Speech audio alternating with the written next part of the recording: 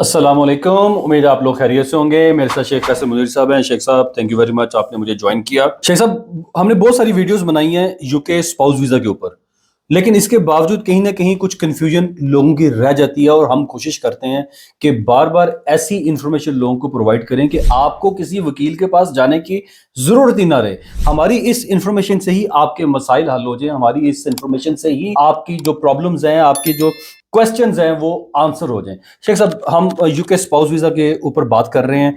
मुझे दो चीज़ों पे आपसे बात करनी है। पहले, जो एक सैलरीड पर्सन होता है उसकी क्या रिक्वायरमेंट है, और अगर उसमें कोई डेफिसिट आ जाता है तो फिर सेविंग्स की क्या रिक्वायरमेंट है। लेकिन इससे भी पहले मुझे ये बताएं कि फाइनेंशियल थ्रेशोल्ड को लेते हुए हमें कितना फाइनेंशियल थ्रेशोल्ड का रिक्वायरमेंट को पूरा करना है, फुलफिल करना है स्पाउस वीज़ा की एलिजिबिलिटी को फुलफिल करने के लिए। देखिए मान साहब, इस वक्त जो करंट जो फाइनेंशियल रिक्वायरमेंट है अपेंडिक्स एफएम के अंडर वो 29,000 है। और 29,000 को अगर आपने मीट विद करना है विदाउट एनी हेजिटेशन, तो मैं ये बल्कि रिकमेंड करूंगा कि 29,000 इज मिनिमम स्टैंडर्ड। सो अगर उससे ऊपर हो तो बहुत अच्छा है। अगर 29,000, तो definitely case worker will see कि ये मैन मेड चीजें हैं या ये जेन्युइन जॉब है, तो ये चीजें बड़ी इंपॉर्टेंट है। अब आ जाता है 29,000 को आपने कैसे प्रूव करना है। उसको आपको 6 मंथ की बैंक स्टेटमेंट्स देनी है, और वो जो 6 मंथ की आपकी जो पे स्लिप्स हैं, विद ड्यू रिस्पेक्ट आप ये भी ध्यान में रखें, ये भी कंफ्यूजन क्रिएट होती है। मैंने आज एप्लीकेशन सबमिट की है आज, और मेरी सैलरी आ रही है 5 तारीख को, आने वाली 5 आने वाली 5 अभी आई नहीं, वो अभी आई नहीं, तो मुझे आज यानी 5 नवंबर तक की पे स्लिप्स देनी है। ठीक है, मुझे आगे दिसंबर में नहीं चाहिए। अगर आप दिसंबर की दे भी देते हैं 7वीं पे स्टेटमेंट, तो उसका मतलब आप सेफ गेम में हैं, कोई अल्लाह ना करे प्रॉब्लम नहीं। लेकिन जो रिक्वायरमेंट है वो 6 की है।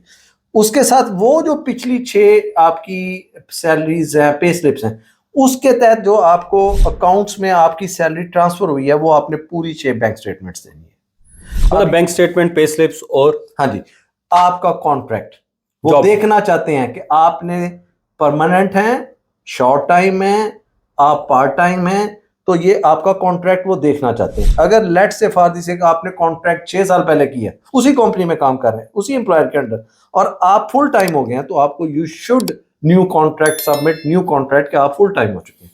और एक रुमान साहब जो गाइडेंस एंड रूल से कि आपने बिफोर सबमिशन ऑफ एप्लीकेशन अपने एम्प्लॉयर से एक लेटर देना है, लेटर ऑफ कंफर्मेशन, जिसके अंदर उन्होंने गाइडेंस में लिखा है कि आपने ये कब स्टार्ट की थी जॉब, आपकी सैलरी कितनी है, और आप फुल टाइम है, पार्ट टाइम है, ये एम्प्लॉयर आपका डेजिग्नेशन पे कंफर्मेशन, एम्प्लॉयमेंट लेटर जिसे बोलते हैं। अगर आप ये चीजें देते थे तो आपको कोई प्रॉब्लम नहीं। अच्छा शेख साहब, यहाँ पे आपने बड़े अच्छे तरीके से बताया कि 29,000 पाउंड की सैलरी का थ्रेशोल्ड है। जो पुराने रूल्स के कुछ लोग अभी भी चल रहे हैं 18,600, 18,600, वो भी पहला वीजा अप्लाई किया, सेम वैसे ही चलेंगे। हम अभी नई की बात करते हैं। 29,000 एक बंदे की सैलरी है, और 5,000 या 4,000 का डेफिसिट है। उस डेफिसिट को कैसे पूरा करना है? लेकिन डेफिसिट को पूरा करने से पहले मुझे ये बताइए, अगर किसी की जॉब नहीं है और वो सिर्फ सेविंग्स के ऊपर रिलाई करता है, टोटल कितनी सेविंग्स चाहिए उसको ये दिखाने के लिए कि मेरे पास एनफ सेविंग्स है, मुझे सैलरी की जरूरत नहीं है, जॉब की जरूरत नहीं है, मेरे सारी रिक्वायरमेंट्स वैसे पूरी हो सकती है। मैं आपके सवाल के अंदर उसके 2 ब्रांचेस हैं। एक तो ये है कि अगर मैं कोई डेफिसिट कह लें या शॉर्ट है मेरा सैलरी में, लेट से अगर मेरी 25,000 तनख्वाह है। नहीं, पहले बताएं टोटल सेविंग कितनी होनी चाहिए। टोटल सेविंग, अगर सिर्फ सेविंग आप घर बिस्तरे पे सोए आराम से, कुछ ना करें, आपने जो रूल और फॉर्मूला उसके तहत आपने 88,500 आपके अकाउंट में लास्ट 6 मंथ से सेविंग अकाउंट में पड़ा है, या आपके करंट अकाउंट में, और आपने उससे बैलेंस को नीचे नहीं गया लोएस्ट, तो 88,500 आप दे रहे हैं, तो आपको बिल्कुल चंदा परेशान होने की जरूरत नहीं। होम ऑफिस को कहें जी ये मेरे 6 माह से पड़ी है, वो आपको कंसीडर करेंगे कि इसके पास एनफ मनी है, ये अपनी बीवी की लुक आफ्टर कर सकता है, या अपने शोहर की कर सकता है, वाइस वर्सा। हाँ जी, तो वो आप आराम से आपको उस फाइनेंशियल रिक्वायरमेंट को मीट कर। तो शेख साहब, जिसकी 29,000 सैलरी है और 5,000 का या 4,000 का शॉर्टफॉल है, डेफिसिट है, उसको पूरा करने के लिए कितनी सेविंग्स चाहिए? बहुत अच्छा सवाल रोमान साहब। इसमें जो डेफिसिट है 4,000, 10,000, 15,000, वो तो रूल तो फॉर्मूला यही रहेगा। 2.5 के साथ वो कहते हैं इसको मल्टीप्लाई करें, डेफिसिट को। वो क्यों? 2.5 का आपका 2.5 साल का वीजा होता है, आप जब पहली दफा आते हैं वो 33 माह का वो देते हैं, लेकिन वो 3 माह आपको देते हैं कि आप अपनी सेंट्रल लाइफ को शिफ्ट कर रहे हैं, इसलिए 3 माह एक्स्ट्रा दिए जाते हैं। लेकिन वो वीजा 2.5 साल का ही है, 30 माह का, फिर भी आपको 30 माह, वो 2.5 से मुराद है वो 2.5 साल। और उसके बाद 16,000 आपने प्लस करना है, जमा करना है उसके अंदर। और वो आपका जो डेफिसिट है वो अगर मिसाल है लेट से बन जाता है 16,000 जमा करें, 2 मल्टीप्लाई डेफिसिट 4,000 को, तो वो बनेगा 26,000। ये जो 16,000 का फार्मूला वो ये है कि क्योंकि गवर्नमेंट ने क्राइटेरिया बनाया कि बेनिफिट्स जिसके पास 16,000 हैं उसे अंडर हैं तो वो तो बेनिफिट्स का इंटाइटल रहता है। अगर 16,000 से वो क्रॉस कर गया तो वो सेविंग्स है उसकी, तो दैट मीन्स कि वो फिर बेनिफिट नहीं ले सकता। ये 16,000 का जो रूल है, जो कि प्लस आपने जमा करना है उस डेफिसिट और 2.5 मल्टीप्लाई करने के बाद जो 26,000 बनेगा, ये आप अपने अकाउंट में जाएं, 26,000 की सेविंग दिखाएं और आराम से अपना वीजा ले लें। मतलब 4,000 डेफिसिट है तो आपको ये वहां से मैंने 10,000 का निकाला, 41,000 है। अगर आपका 19,000 है तो फिर आप 63,000 पे हैं। अगर आप चंदा कुछ भी नहीं कर रहे, बेड पे सो रहे हैं, तो आपको 88,500 दिखाएं 6 माह से, चाहे वो आप किसी से लेके करके कर दें। तो अपने आसान लफ्जों में जो भी डेफिसिट है, डेफिसिट मल्टीप्लाई बाय 2.5 प्लस 16,000, जैसे टोटल आपका 29,000 पाउंड का थ्रेश होल्ड है, तो 29,000 मल्टीप्लाई बाय 2.5 प्लस 16,000, ये 88,500 बनता है। आपके पास इतनी सेविंग्स है, 600 सेविंग्स हैं पड़ी हुई, वो जितनी भी चाहिए, चाहे पूरी 88,500, 88,500 या 16,000 या जो भी चाहिए सेविंग्स। शेख साहब उसकी रिक्वायरमेंट क्या है आपको?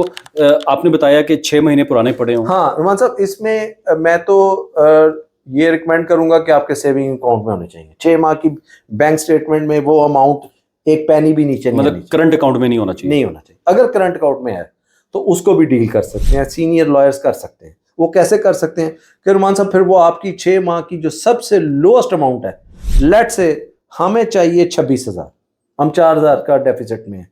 अगर आपका 26,000, 29,000, 30,000 और आपकी लोस्ट रहती है 26,050 पाउंड, तो they will accept, they will consider वो 26,500 आपकी लोस्ट अमाउंट को दे विल 6 माह के अंदर कंसीडर करेंगे और आप आराम से बच जाएंगे।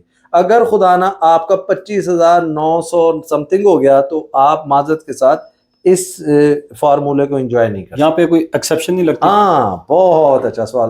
मैं आपका बहुत शुक्रगुजार हूँ। आपने ये हमारे एक बेटर एक्सपीरियंस में मैंने ये एक्सरसाइज किया हुआ, शायद पहले भी किसी। मोहन साहब, अगर आपका कोई फैमिली मेंबर, आपका कोई फ्रेंड जो कि फाइनेंशियली स्ट्रांग है, ये नहीं कि मोहन साहब मैं किसी को कहूँ कि वो 500 पाउंड बेनिफिट को उठा के मेरे अकाउंट में डाल दे तो गवर्नमेंट चेक कर ले और कह के ये तो बेनिफिट के पैसे आप, वो बंदा वॉलंटरली विदाउट एनी रीजन आपको वो 500 पाउंड फाइनेंस कर रहा हो, सपोर्ट कर रहा हो, जैसे पेरेंट्स अपने बच्चों को करते हैं। आप 500 पाउंड रेगुलर लेते हैं, आपकी तनख्वाह है लेट से रुमान साहब, अगर आप 29,000 पे जा रहे हैं, आप समझते हैं कि मैं तनख्वाह ले रहा हूँ 2400 और आपका शॉर्टफॉल आ रहा है 150 पाउंड। अगर 150 पाउंड, सॉरी, आपका 1,500 आ रहा है, तो अगर आपके फैमिली मेंबर आपको 500 या 1,000 जो कि उसकी कमी को पूरा कर रहा हो और वो आपके 29,000 को पूरा कर रहा हो, अगर वो रेगुलरली आपको 6 माह तक दे रहा है और वो साथ जब आप एप्लीकेशन सबमिट करें, मैं ये समझता हूँ कि आप अपने आप को सेव करने के लिए उससे एक लेटर भी ले सकते हैं कि मैं ये कैरी करूंगा, ये अपने स्पाउस का वीजा अप्लाई फ्यूचर में भी करूंगा। हाँ, मैं फ्यूचर में भी करूंगा, क्योंकि ये तो नहीं है होम ऑफिस को आप वीजा लेके तो घर बैठ जाएं। और क्या ये इनकम कहलाएगी? Yes, that is called income. जिसकी कोई सैलरी स्लिप नहीं होगी, लेकिन बैंक ट्रांसफर होगा। बैंक ट्रांसफर होगा। अच्छा, ये 1,000 से ज्यादा 5,000 भी हो सकता है, 10,000 भी हो सकता है, जितना मर्जी हो सके। लेकिन नुमान साहब वही बात है कि जो अगर एक बंदा 25,000, 30,000, 15,000 महीने का कमा रहा है, तो वो तो मुझे 5,000 महीने का दे सकता है ना। नुमान साहब जो खुद 2-3,000 है, मतलब मैं अपने अकाउंट में पैसे रख लूं, मैं उसको कहूं कि चल भी मुझे बाईपास करता रहे और होम ऑफिस चेक कर ले और आपको कह के अगर कोई फादर या मदर अपने सन या डॉटर को हर महीने 5,000, 10,000, 3,000, 4,000 जितने भी वो ट्रांसफर कर रहे हैं, एक रेगुलर उसकी अपनी इतनी एलिजिबिलिटी होनी चाहिए कि वो ये पैसे दे सकता है। बिल्कुल, आपने वो इसका मतलब है कि वो 50, 60, 70,000 कमाता हो, जाके वो ये साबित कर सके कि भाई मेरे पास एनफ एक्स्ट्रा मनी अवेलेबल है। नुमान साहब, बड़ा सिंपल सवाल है कि अगर मेरा 25,000 पर एनम आ रहा है और मेरा 4,000 का डेफिसिट है ना, 4,000 को अगर अब मैं 12 पे स्प्रेड कर दूं तो देखिए कितनी अमाउंट बनती है। तो वो 300 या 400 या 500 मुझे दे रहे हैं,